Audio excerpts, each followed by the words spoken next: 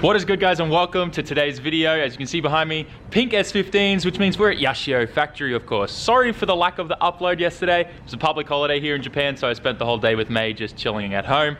Epic day, and if you missed the live stream, well, I mean, you missed the live stream. I feel bad for you. But all of that aside, we are working on the S15 today. If you've been watching the previous videos, you know that the S15 had 1, a worn out clutch, and then 2, a bad master cylinder. So, old master cylinder has currently been removed. There's a nice big hole in my firewall there. And we got this brand new guy from Nismo, which is going in it now. I don't think I've ever seen a shiny master clutch cylinder like that before. I wonder if it's lickable. Yeah, it's lickable. All right. Oh, that kind of tasted weird. All of that aside, this should fix all my issues. We are drifting this tomorrow. I got to sort out some wheels and tires as well today. OKAJUKU pretty much just said rate anything that you want. That's not brand new, so we're gonna look for some second handies here somewhere that are good enough for me to shred tomorrow, and then we should be good. These one-man bleeding systems are seriously the best thing in the world. You put this thing in, fill it up with brake fluid, and as Fukasawa-san's pumping the clutch by hand, this keeps the fluid there so it never runs out, and this keeps sucking on the top bleeder valve to make sure that the master itself is full of fluid and bled. And then you've then got to bleed the one on the slave at the gearbox. So a lot of people, generally when they go to bleed their clutch, they forget about the little top nipple.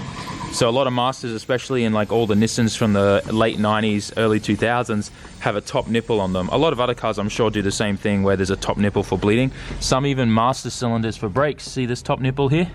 You need to bleed that as well before you bleed down on the slave. So pro tip for you guys. Yeah. Fukasawa-san's pretty much finished up with the clutch now. I'm working here. Oh, that's all right. It landed there. I'm working on getting my torque dampener set up again to try and get some vibration out and help me with misshifting third gear. Having a torque dampener on S chassis actually really helps with not missing third gear. That may seem a bit weird, but the way that OKAJUKU explained it to me was that when you put your foot on the clutch to go from second into third, there's that second there where the engine kind of goes back and moves back into place, right?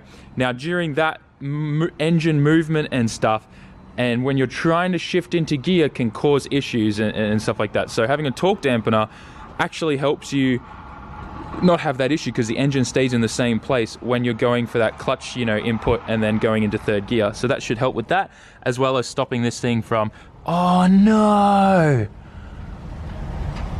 I scratched my valve cover.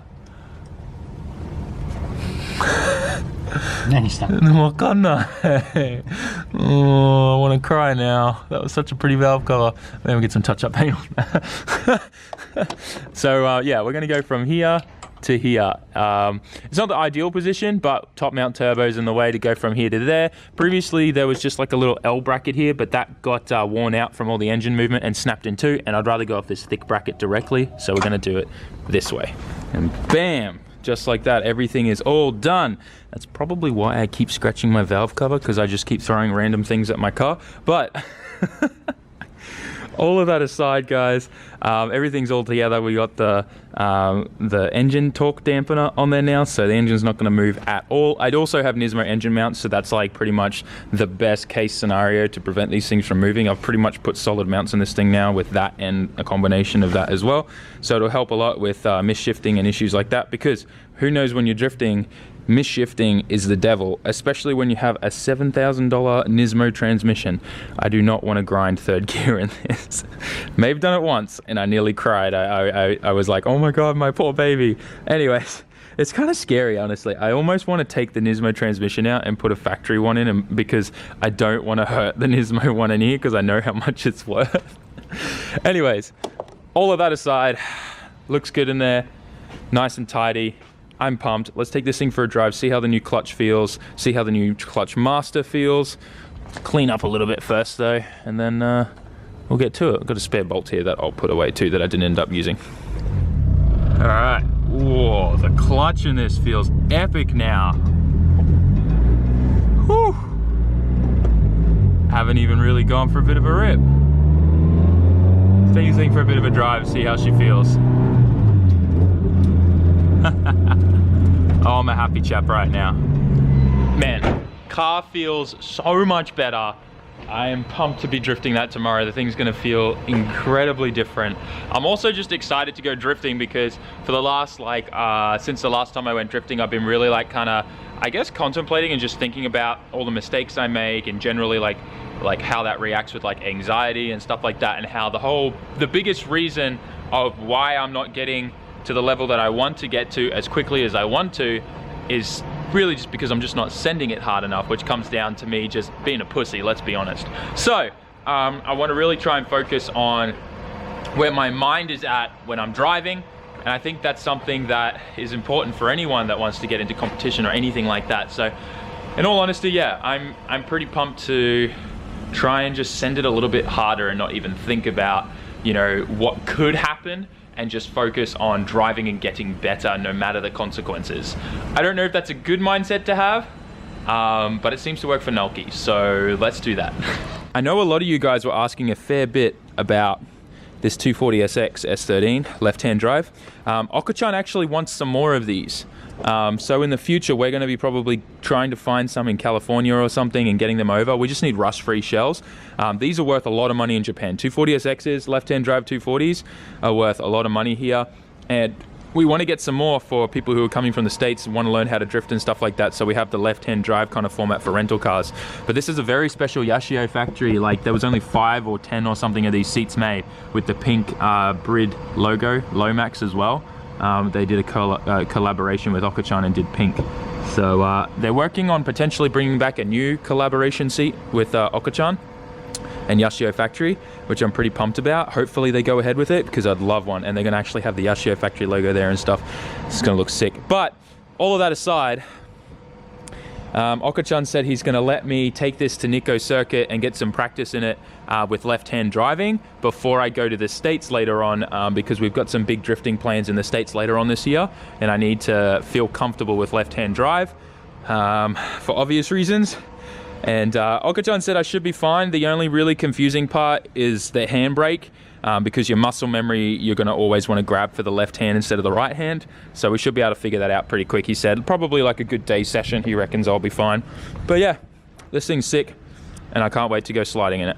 Helping OKAJUKU pack some orders, and we ran out of all of our packing supplies, like bubble wrap and stuff. So we're going to head to the hardware store and get some of that, and get to drive the S15. I'm pretty pumped. Hopefully there's enough room in here for a big spool roll of packing tape. Yeah, I think we'll be right. We'll just put the wheel down. Should be good. Let's roll. Stopping at the local Super Viva home. Always love walking through the car parks because you find clean things like this everywhere. Super nice, right? And people ask why I don't have a Brid seat as my passenger seat, because then I wouldn't be able to fit stuff like that in my car. Plus, how the hell are you supposed to get tires and wheels in your back seat for drift days if you've got a Brid fixed back seat in your passenger seat?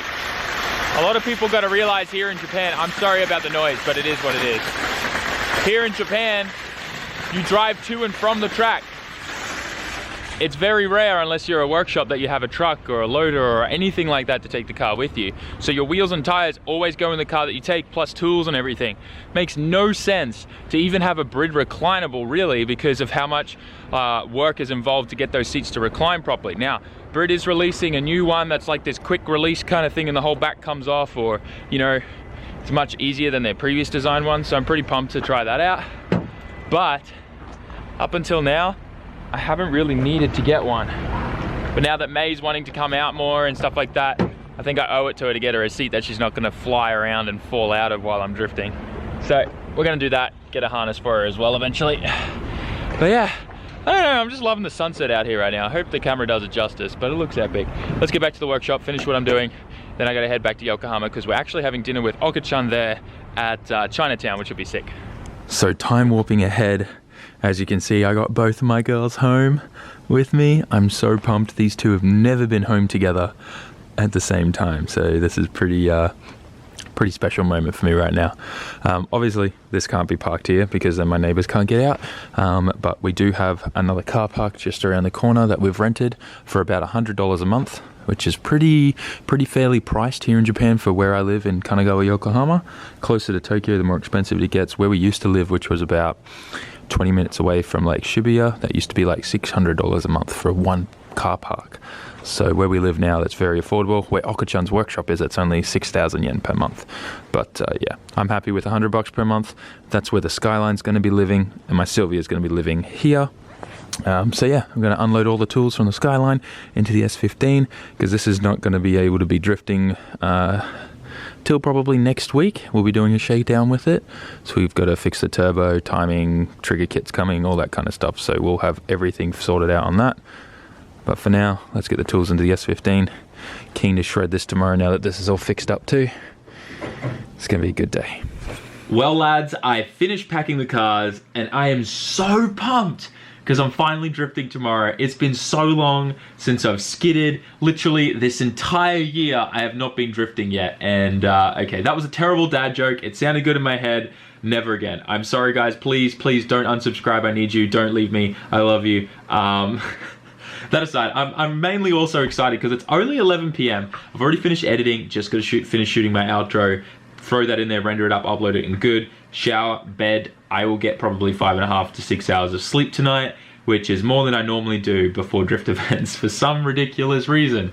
Anyways, guys, I really hope you enjoyed this video. I know it was kind of all over the place, this vlog, but back to dailies again after a day off for a public holiday to spend it with missus.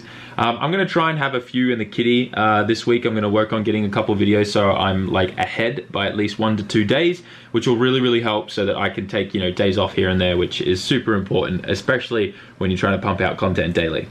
Anyways, guys, once again, thanks for watching. Make sure you like, comment, share, and subscribe. I'm doing pretty much up to 50% on some products on the SAMMIT.net shop, so get yourself some SAMMIT merch. I'm struggling right now. Links in the description. Get your merch. I'd really appreciate it. Help support me and what I do and everything. And yeah, there's some cool stuff around the corner. I'm trying to save up as much as I can because we're about to do some baller stuff, and I'm really pumped, and I hope you guys are too. Thanks for watching again. Peace out. Ciao, mata.